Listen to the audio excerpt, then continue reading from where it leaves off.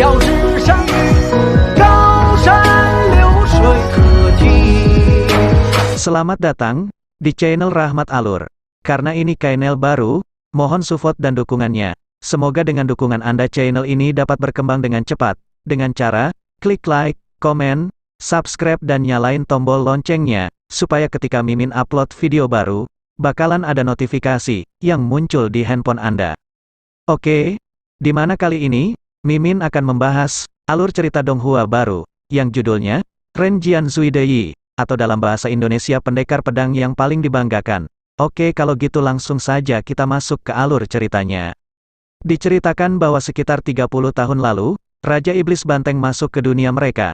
Semua pemimpin cendekiawan, Taoisme, dan Buddhisme, ketiga pemimpin aliran ini, bergabung untuk melawan Raja Iblis Banteng ini. Ketiga aliran ini terkenal sangat kuat dan menjadi kunci kemenangan dalam pertempuran ini.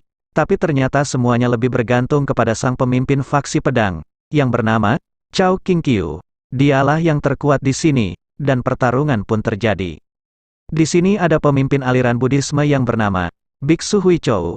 Sementara pertarungannya begitu sengit akhirnya, pemimpin faksi pedang pun berhasil membuka mata ketiga sang Raja Iblis Banteng. Ini malah membuatnya menjadi semakin kuat. Pemimpin aliran cendekiawan mengeluarkan perangkap miliknya, dan menjebaknya.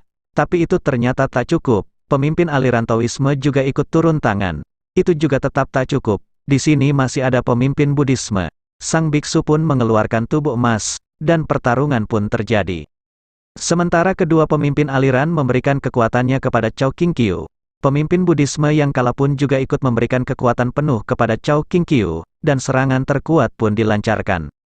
Lalu adu kekuatan terkuat pun terjadi, menyebabkan ledakan yang begitu dahsyat. Dan ternyata, semua itu diceritakan oleh pemeran utama kita yang bernama Liu Fuyao. Dia menjual cerita tersebut ke orang-orang di sana. Ketika mau meminta bayaran untuk kelanjutan cerita itu, namun tiba-tiba muncul pelayannya melaporkan kalau ada gadis itu datang lagi. Wanita itu mencari-cari Fuyao, dan terus mengejarnya. Fuyao pun kabur dari sana. Anehnya, tiap orang yang melihat murid dari Akademi Yanling, pasti langsung menyukainya. Tapi Fuyao malah berusaha menjauhi wanita itu. Akademi Yanling ingin merekrut jenius muda. Tapi Fuyao tak tertarik sama sekali, bahkan menjauhkan wanita itu.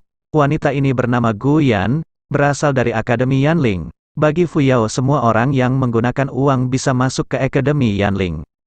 Semuanya tergantung uang kan. Gu Yan yang marah karena akademinya dihina pun menyerang Fuyao. Tapi dia lupa mengontrol kekuatannya. Itu pun membuat Fuyao semakin yakin untuk tak belajar di akademinya. Fuyao pun akan memberinya pelajaran dan Fuyao mengeluarkan api putih, yang ternyata berasal dari aliran cendekiawan, dan itu masih ranah Zixing kelas 1. Namun Gu Yan sudah di ranah Zixing kelas 3. Dia pun menyerang. Fuyao berusaha bertahan dengan lonceng fajar. Ini adalah aliran Buddhisme dan juga itu sudah di ranah Bodhi tahap 2 aliran Buddhism. Dan tidak hanya itu, dia juga mengeluarkan sambaran petir dan guntur dan berhasil mementalkan Gu Yan hingga jatuh ke sungai. Dan ternyata itu adalah ranah Qintong tingkat 3 aliran Taoism. Di sini dia bisa menggunakan semua aliran terkuat berarti masih ada satu aliran yaitu aliran pedang yang terkuat. Dan Fuyao pun pergi. Sementara itu di sisi lain ada seorang wanita yang dianggap iblis dan berusaha diusir dari kota. Namanya adalah King Huai. Dia pun mengeluarkan cambuknya dan membantai penjaga di sana. Namun tiba-tiba cambuknya disegel oleh seseorang. Hanya iblis kecil di ranah Qingxi tingkat 4. Beraninya mengacau di sini. Orang itu dipanggil dengan nama Yan Yu, berada di ranah Tai King tingkat 5. Dia pun mengaktifkan formasi, dan berhasil menjebak King Huai dan serangan pun mengenainya dengan telak, dan mementalkannya. Dia pun menyerang dan berhasil kabur dari sana. Sementara Fuyao yang sedang asyik menyendiri di sebuah jembatan, sambil melihat air sungai yang mengalir, tiba-tiba dihampiri oleh King Huai dari belakang, yang sedang terluka parah, dan meminta pertolongan. Dan dia pun pingsan di bahu Fuyao. Oke, bagi kalian yang penasaran dengan kelanjutan ceritanya, ayo komen dan subscribe. Terima kasih.